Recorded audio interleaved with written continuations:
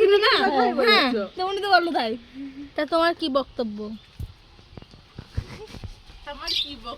তুমি খাওয়া নাকি নাই পাও? তুমি 20 টাকা দিয়ে পিকনিক খাবা, তাই তো? তোমার ইচ্ছা তুমি 20 টাকা দিয়ে পিকনিক খাবা। গাইস আজকালকার যুগে দাঁড়িয়ে এই যে ইনি 20 টাকা দিয়ে পিকনিক খাওয়ার কথা বলে, তোমরাই বলো এটা কি দণ্ডনীয় অপরাধ নাকি?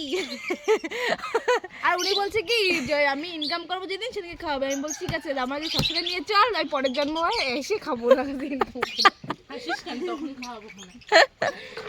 ইনি এসে নাইটে তুলে দাঁড়িয়ে আছে কেন গাইস, সেটা একটু শুনে দেখুন। আপনার কি বক্তব্য? এখানে টাকা করে দিলেও 1 কেজি মাংস হবে না। এখানে পিকনিকের কথা বলা হচ্ছে, সেখানে টেংড়িও হবে না।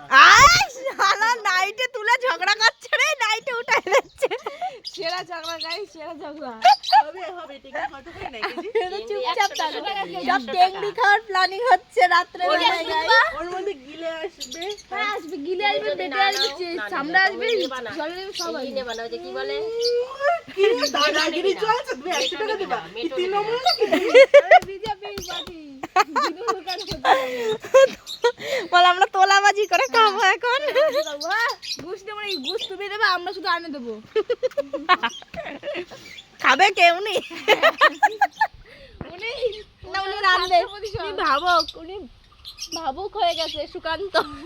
উনি রান্না করবে, আমি খাবো, তুই এনে দিবি, উনি টাকা দেবে।